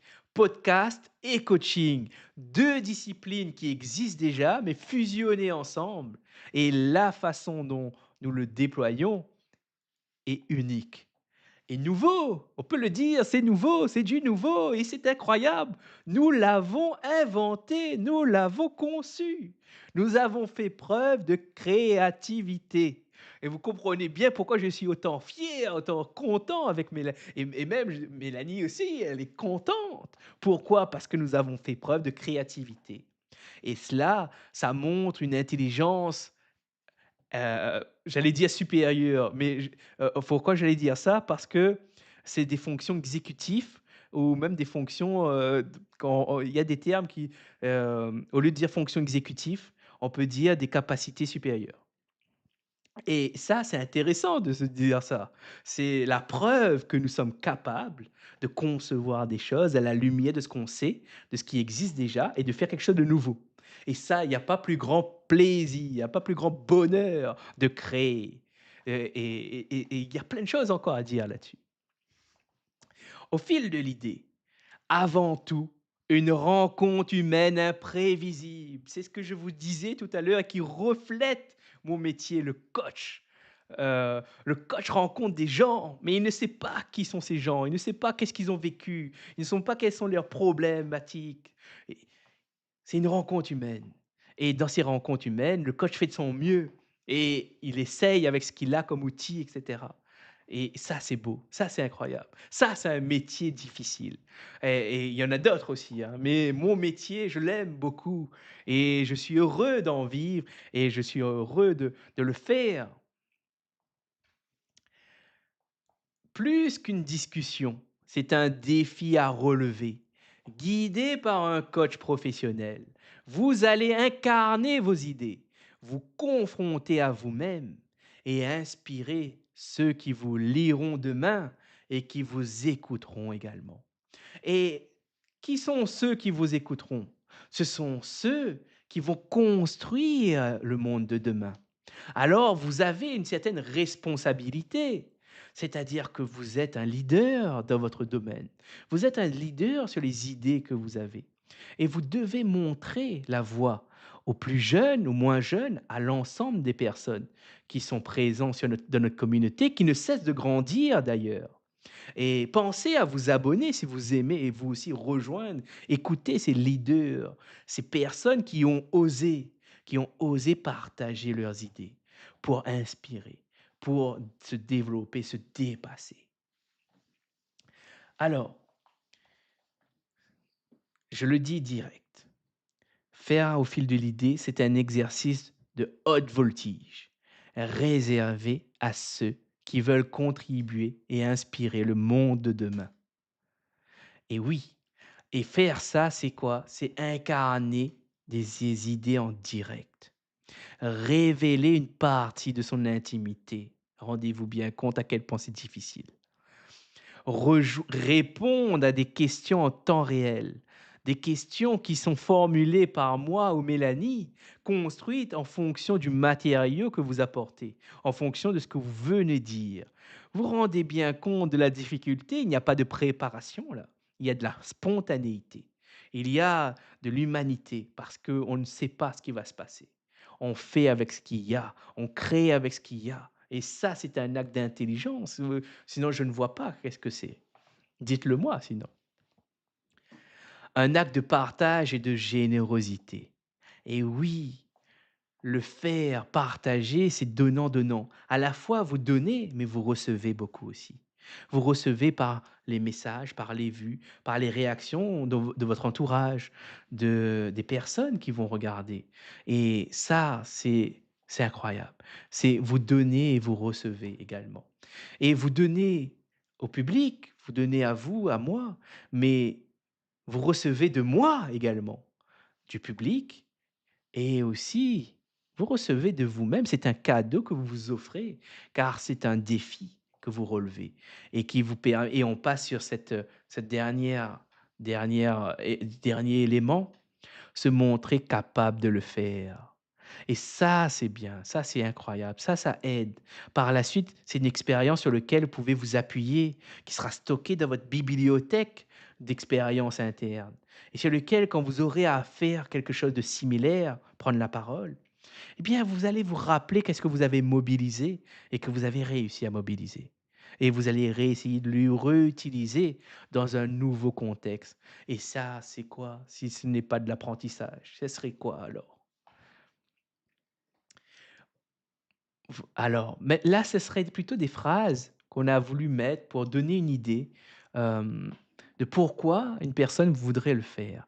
Est-ce que vous vous reconnaissez dans une de ces phrases? Vous avez quelque chose à dire, mais quelque chose vous retient. Le premier élément, c'est: «J'ai des idées, mais je ne sais pas comment les mettre en mots». La deuxième, c'est: «Qui suis-je pour prendre la parole en public? J'ai peur d'être jugé, de me tromper, de ne pas être à la hauteur. Je vais laisser une trace, mais je reporte encore et encore». Prenez le temps d'aller regarder notre site, le lien c'est Océan de coach. Vous pouvez retrouver sur notre chaîne YouTube, sur nos réseaux sociaux, vous tapez Awesome Coach, vous allez les trouver. Et si vous jamais vous reconnaissez dans une de ces affirmations qui ne sont pas, non plus, comment dire? Ces quelques exemples, ce n'est pas une liste c'est une liste non exhaustive. Il fallait faire des choix, on l'a fait, on a choisi cela. Mais il existe d'autres textes, d'autres idées qui pourraient être rajoutées par la suite. Si jamais vous vous reconnaissez, je disais, contactez-nous et franchissez le cap. Vous allez voir comment. Là, on donne avant, on fil de l'idée et qu'est-ce qui se passe après. Là, c'est pas ce qui m'intéresse, c'est plus comment ça se passe. Ça aussi c'est important. C'est une phrase clé de notre accompagnement. Là, ce que j'ai déroulé, ce sont d'autres informations dont on pourrait prendre le temps de parler, mais comme je veux bientôt fermer le live, je veux aller à l'essentiel. Je veux aller à quelque chose que vous ne connaissez pas forcément et que j'en parle souvent. Là, vous avez le choix. D'ailleurs, vous avez deux choix. Soit c'est avec moi, soit c'est avec Mélanie.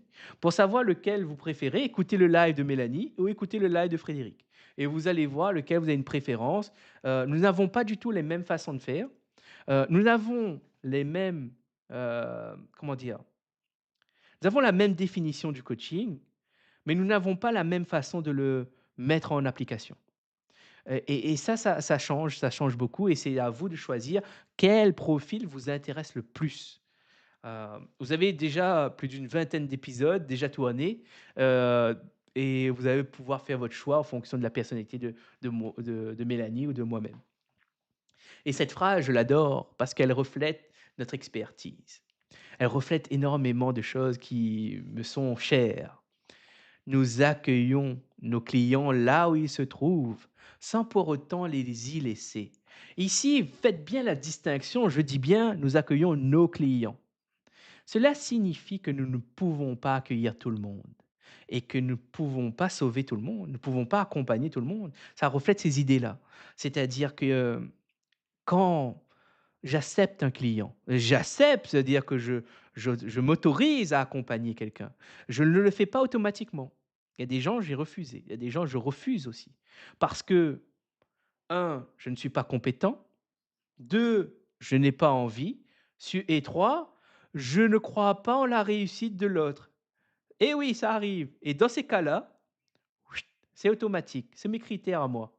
Si je n'ai pas cette croyance que l'autre peut réussir ou peut de nouveau se remettre en mouvement, en réussite, je n'accompagne pas parce que cela signifie que je ne crois pas en l'autre. Si je ne crois pas en mon client, je ne pourrai pas l'accompagner. Je ne pourrai pas lui donner le meilleur de moi-même. Parce que ma croyance me limite déjà. Et vous savez, Mélanie a parlé de l'effet golem, mais il y a l'effet aussi Pygmalion. Et ces deux-là sont importants à prendre en compte dans l'accompagnement. Hem et c'est là, là, je vous invite à applaudir à ce moment avec moi. Pourquoi? Parce que c'est notre définition du coaching. On l'a mis enfin sur le site et c'est un honneur, c'est une joie, c'est un plaisir je ne sais pas si vous sentez à quel point j'en suis fier, à quel point je suis content de cette définition. Parce que pour moi, elle est pépite, elle est magnifique, elle reflète notre ingénierie à Mélanie et moi. Elle reflète notre compétence, notre génie. C'est du génie. Cette définition, c'est du génie. Elle est incroyable. Si vous vous demandez pourquoi je vante autant cette définition, parce qu'elle est clarifiante, parce qu'elle est aidante, parce que je peux m'appuyer dessus pour aider, construire le coach Frédéric et construire les accompagnements du coach Frédéric. Et en cela, j'ai énormément de gratitude à tous ceux qui ont participé à cela. Et il y a énormément de personnes derrière cette définition. Et si vous m'écoutez depuis le début et que vous allez en arrière, vous allez reconnaître directement de qui je fais référence. Et vous allez voir, il a été une des personnes les plus remarquable, ressourçante, la personne la plus transformatrice de ma vie. Je parle bien sûr de Philippe Mérieux, le meilleur coach pour moi. J'allais dire le meilleur coach professionnel. Pour moi, c'est le meilleur des meilleurs. C'est-à-dire ses idées qu'il partage sur la pédagogie, ses recherches, sa façon de parler, sa façon d'instruire l'autre. Pour moi, c'est ça le coaching. Ça, c'est du coaching. C'est une discipline où où l'on apprend à l'autre à s'émanciper, à aller vers la coopération, à se remettre dans un mouvement de progression, d'apprentissage.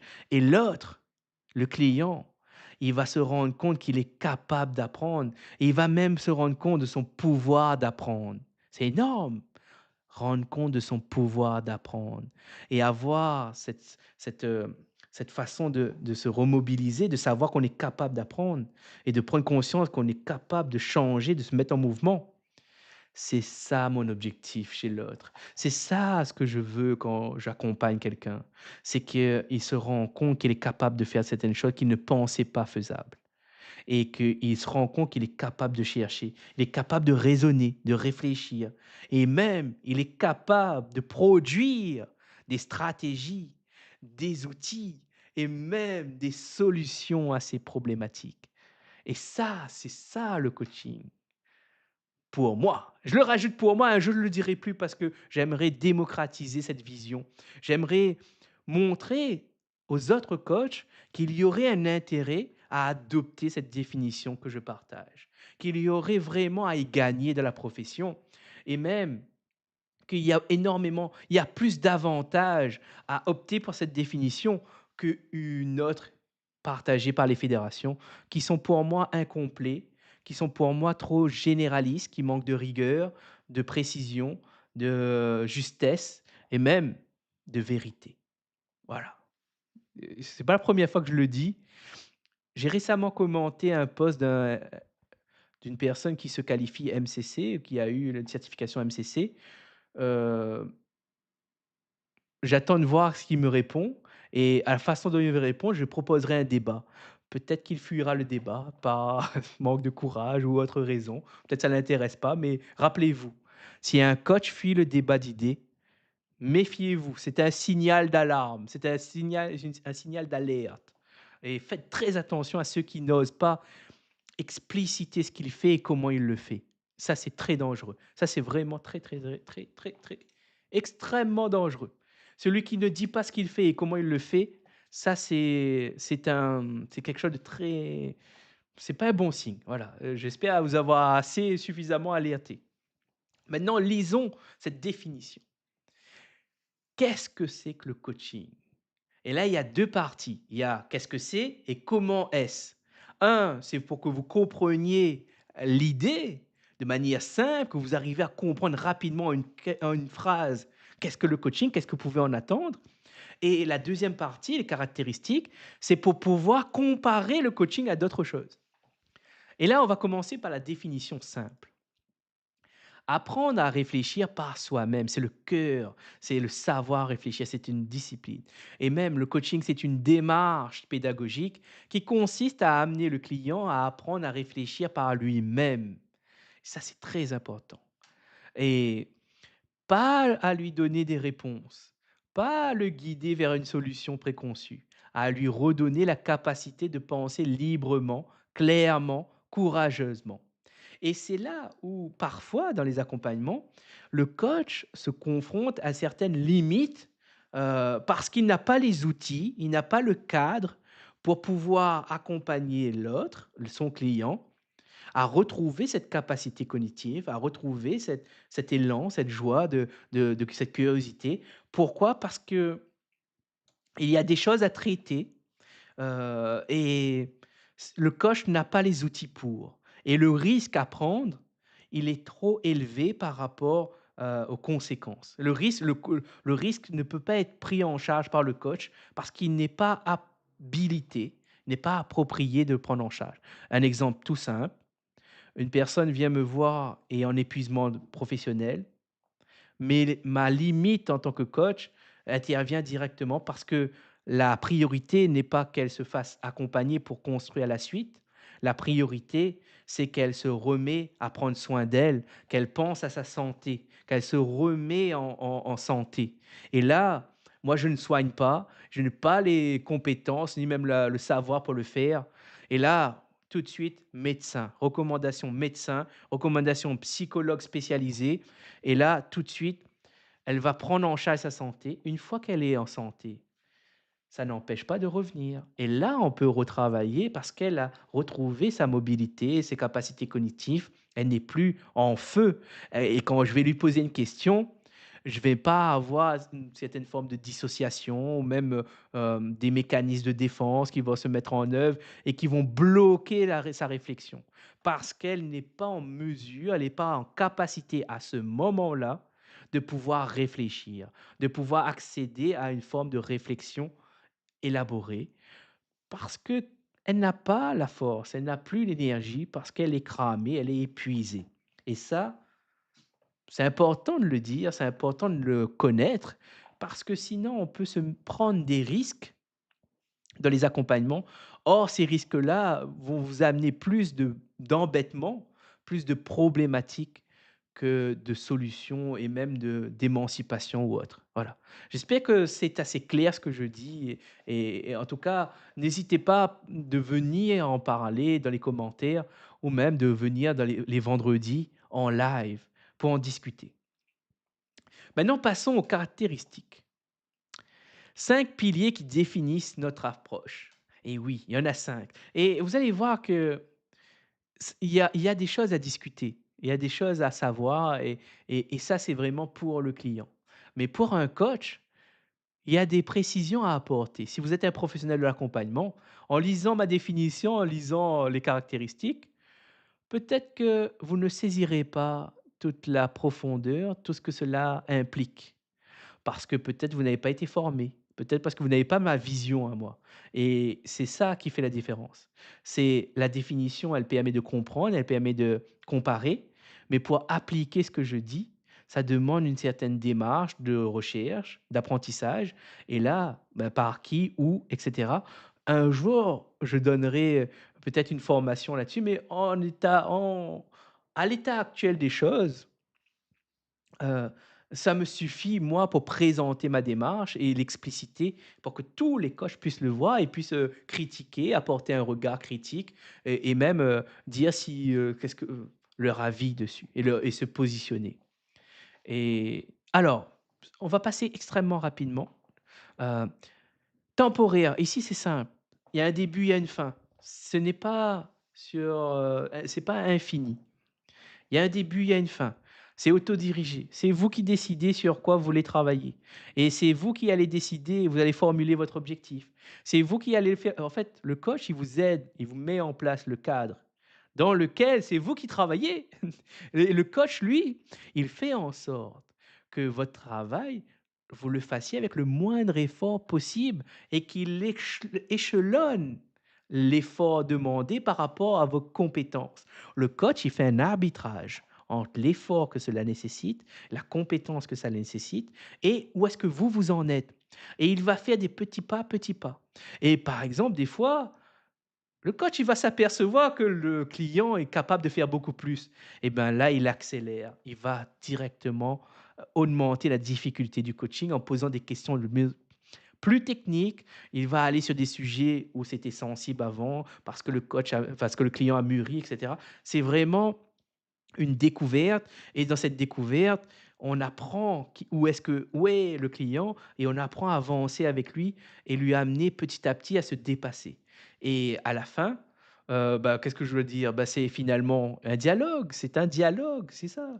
C'est un va-et-vient entre le coach et le client et c'est important de se dire que le coaching, c'est un échange réflexif et dans cet échange, l'avantage du coach, c'est qu'il renvoie certaines idées, il renvoie ce qui a été dit, il a l'effet miroir, mais pas que.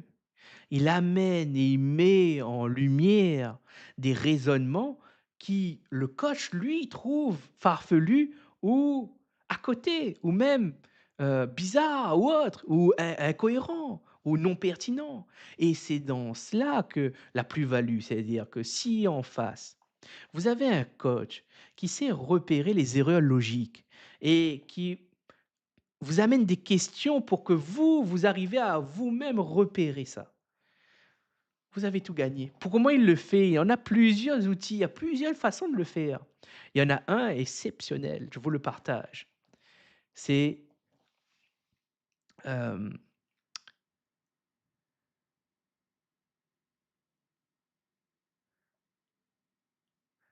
l'expérience de pensée. Le plus puissant, c'est l'expérience de pensée. C'est-à-dire qu'on va développer le raisonnement du client pour le développer jusqu'à arriver à une conclusion. Et quand on arrive à la conclusion, on va s'apercevoir qu'est-ce que cela donne si on part comme point de départ ce raisonnement-là. Et c'est là où le client va s'apercevoir si le raisonnement, quelles sont les failles du raisonnement de départ, quelles sont ses hypothèses et surtout, s'il part avec ces hypothèses-là et si qu'il développe et il arrive au bout du raisonnement, quelle est la conclusion, quel est le résultat que cela donne? C'est dans cet exercice-là qu'il va comprendre les failles et va rendre perceptibles les erreurs. Et c'est là, grâce à la mise en lumière des erreurs, c'est du feedback, c'est pointer l'erreur. C'est là où il va pouvoir dire et comprendre, apprendre et améliorer ses raisonnements. Et c'est ça le coaching. Et praxéologique, ici, praxéologique, c'est clair, on n'est pas dans le passé, on se positionne dans le présent et on projette dans l'avenir. Et ça, c'est vraiment une différence importante. On est là, on regarde là-bas, on regarde dans le plus loin, on regarde pas en arrière. On n'a pas besoin de regarder forcément en arrière. On peut le faire, ça peut arriver, mais c'est pas notre priorité. Notre priorité, c'est de savoir qu'est-ce qu'il y a là et avec ce que tu as là, avec ce que vous avez là, où est-ce que vous voulez aller? Quelle est la prochaine étape? Et définir la prochaine étape. Amener à la définition du prochain palier à passer. Comment on le fait? Comment tu vas t'y prendre? Enfin, il y a plein de questions de définition. C'est super intéressant d'ailleurs, heu quand on discute avec, d'autres pairs, de présenter les choses, d'analyser. Moi, j'aime beaucoup l'analyse et souvent, je n'ai pas du tout les mêmes analyses que mes compères, mes pairs, parce que je ne vois pas la même chose qu'eux et c'est ça qui est intéressant, c'est cette diversité de regards qui nourrit et qui apporte, quelque part de nouvelles façons de faire, à la fois pour moi et pour les autres. Enfin créatif.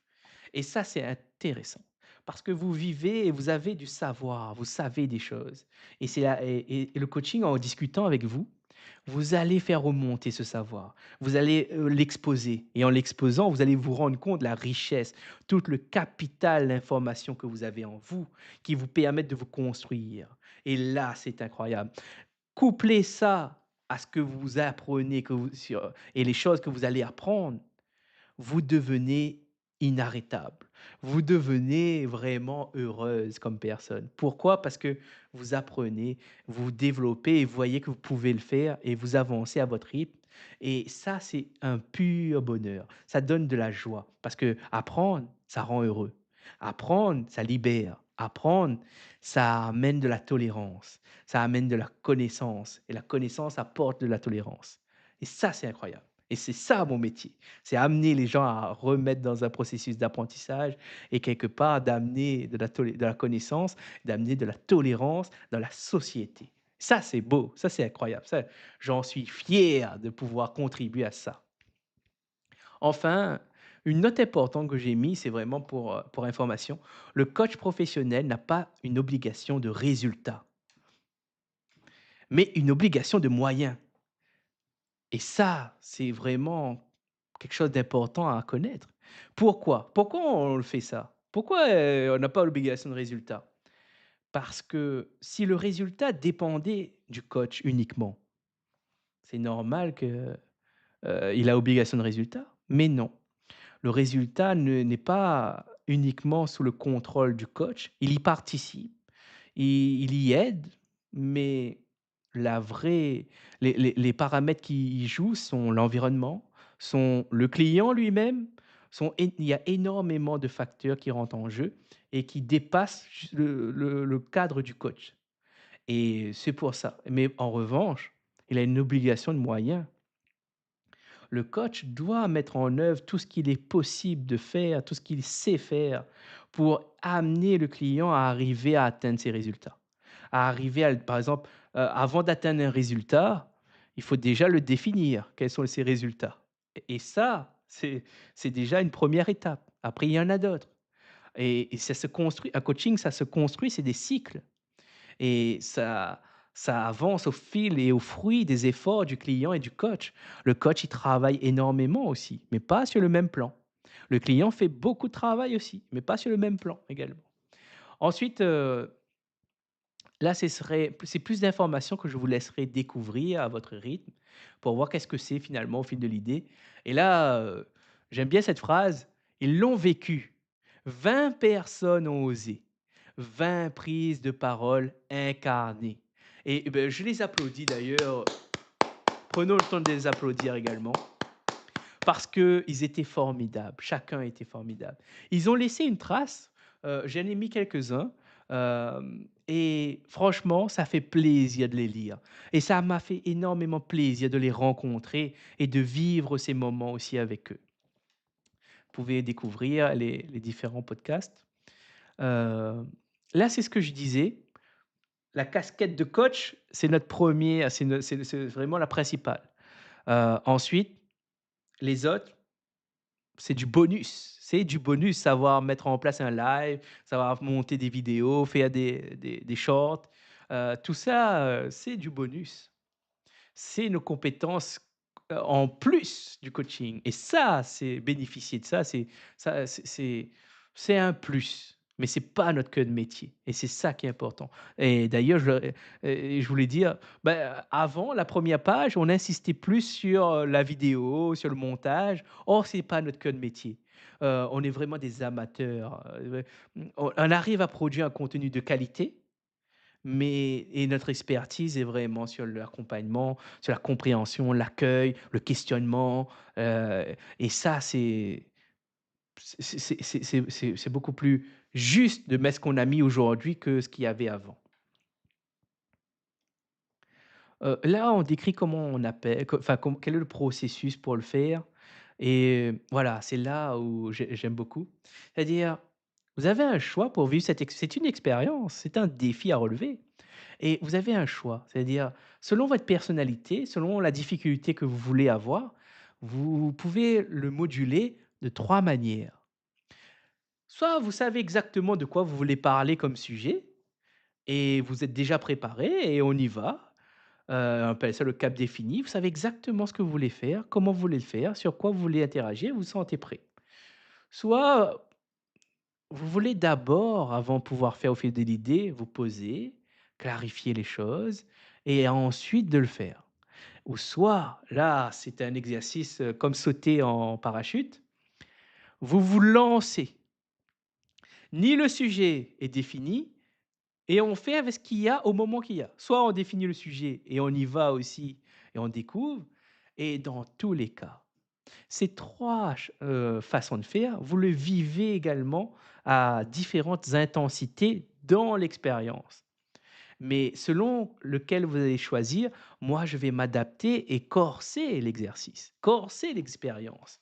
Et ça, c'est je suis assez content de pouvoir moduler la difficulté parce que ça montre quelque part la capacité du coach à pouvoir créer des expériences différentes. Et il y a une phrase que j'aime beaucoup: «À chaque coaching, je suis obligé de réinventer le coaching. Je suis obligé d'inventer un nouveau parcours de coaching» et ça, c'est vrai. Chaque personne est différente et nécessite une nouvelle pédagogie d'ingénierie de coaching. Et ça, c'est mon métier que j'aime beaucoup parce que ça m'invite à me réinventer, à me réquestionner, à aller plus loin de ce que je sais déjà. Et puis FAQ, des questions assez variées, diverses, qu'on peut se poser si jamais je bloque en direct. Comptez sur le coach qui est là pour vous aider, et cetera. Je vous laisse découvrir. Et là, Je vous laisserai regarder les tarifs sont des lofts, je précise, ce sont des offres de lancement et les tarifs vont évoluer. Heu, pour ceux qui sont là, ils vont profiter des tarifs actuels qui est de 350 € et de 600 €, l'expérience complète.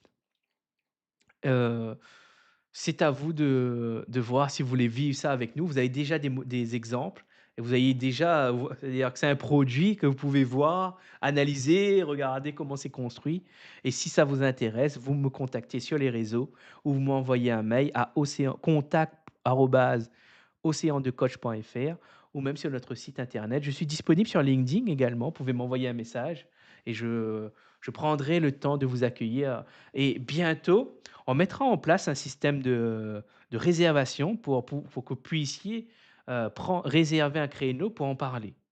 Ça vient petit à petit, ça viendra et on vous annoncera avec l'ouverture du cabinet également, de Océan de Coach, qui sera 100 en ligne. Et pour les entreprises, faites-moi appelez-moi, je veux déployer ça en entreprise et vous serez surpris, que dans votre, service ou que même de vos collègues ont des choses à dire et des choses intéressantes et vous allez voir que je vais pouvoir révéler des choses qui sont extrêmement pertinents pour au service de votre culture d'entreprise, de vos des relations et de la perception qu'on a de votre entreprise. Dans votre entreprise, vous avez des gens qui ont des choses à dire, mais qui n'ont pas l'occasion de le faire. Alors, investissez en eux, offrez-le cette opportunité de pouvoir s'exprimer, de parler des choses qui sont importantes pour eux. Et peut-être vous serez surpris que la personne dans tel service devrait plutôt être dans le niveau au-dessus, dans le N+1 pour aider à la participation des rendez-vous, des réunions et de la mise en œuvre de stratégies pour développer votre affaire, développer votre business. Et ça, j'en suis convaincu. Voilà. Eh bien, écoutez, sur ce, je vais m'arrêter à là. J'ai passé un excellent moment à présenter tout le travail que nous avons fait avec Mélanie et même, plus et partager quelques idées sur le coaching, en redire davantage, vous annoncer la bonne nouvelle et et de l'ouverture de notre cabinet virtuel et pouvoir vous recevoir, en 100 en ligne. Tout se passera en ligne. C'est exceptionnel et vous aurez et nous avons à cœur de vous donner le meilleur des accompagnements. On fera de notre mieux pour construire des parcours d'accompagnement qui amènent une transformation. Le terme est dit, c'est-à-dire avec Océan de Coach, vous aurez une transformation. Et si jamais ce n'est pas possible, eh bien, on vous le dira dès le départ, qu'il n'y aura rien qui sera possible de faire avec nous parce que soit nous avons nos raisons, et nos raisons, j'en ai cité quelques-uns, je ne m'attarderai pas encore là-dessus. J'ai mes propres critères que j'ai cités tout à l'heure. Vous pouvez revancer un petit peu en arrière, vous allez voir. Sur ce, je vous souhaite une excellente soirée. J'espère que vous avez passé un excellent moment avec moi. Je vais d'ailleurs regarder s'il y avait des gens qui étaient présents, qui ont peut-être commenté. Non, vous n'êtes pas encore, vous êtes encore un peu timide.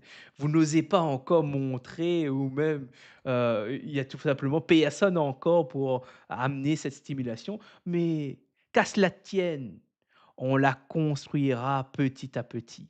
Déjà, je tiens à dire, je suis extrêmement fier de recevoir des invités aujourd'hui, des conversations stimulantes, du point de vue intellectuel, du point de vue humain, du point de vue, comment dire, de la rencontre à l'autre, c'est extrêmement stimulant pour moi et ça, j'en suis extrêmement fier.